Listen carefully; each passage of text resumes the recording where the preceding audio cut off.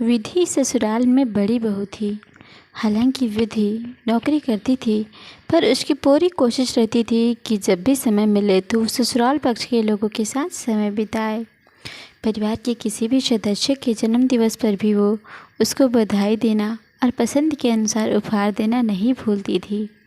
अगर कहीं घूमने भी जाना हो तो उसको लगता कि पूरा परिवार भी साथ जाए तो अच्छा है। वो ये सब बहुत खुशी और अपनेपन से करती थी। पर कहते हैं ना कि रिश्ते एक तरफ से नहीं निभते। धीरे धीरे उसने महसूस किया कि वो तो देवर के बच्चों को अपना समझकर पूरा प्यार देती है, पर उसकी देवरानी रिया तो उसके बच्चों की तबीयत खराब होने पर भी हालचाल नहीं पूछती है। यही नहीं, रिया के मायके में भतीजे भतीजी का जन्मदिन हो तो पूरे दिन सोशल मीडिया पे फ़ोटो और बधाई संदेश डालती है, पर उसके बच्चों के जन्मदिन होने पर भूल जाने का या व्यस्तता का बहाना बना देती है।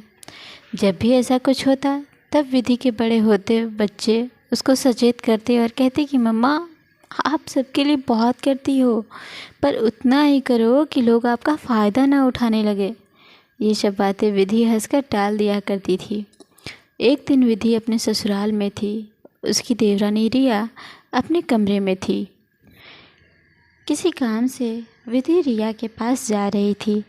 तभी विधि के कानों में रिया के कुछ शब्द पड़े।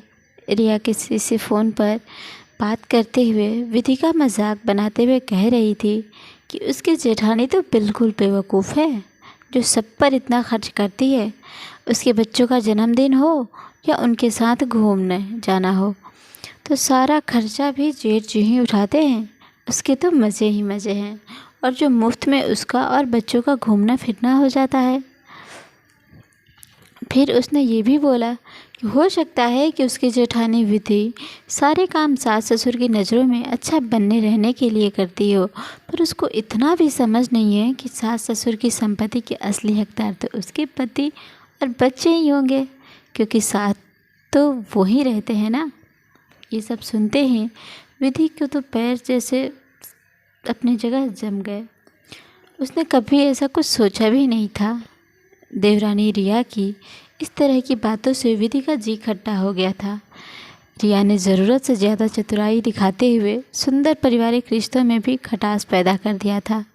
विधि के बच्चे तो कब से उसको सचेत कर रहे थे, पर आज उसकी आंखों पर बड़ा पर्दा हट चुका था। वो किसी तरह अपने आप को संभालते हुए चुपचाप बाहर की तरफ आ गई। दुखी तो वो बहुत थी, पर अब कहीं ना कहीं वो अपने आप को बदलने की ठान चुकी थी। वो समझ चुकी थी कि अति सभी बातों की बुरी ही होती है।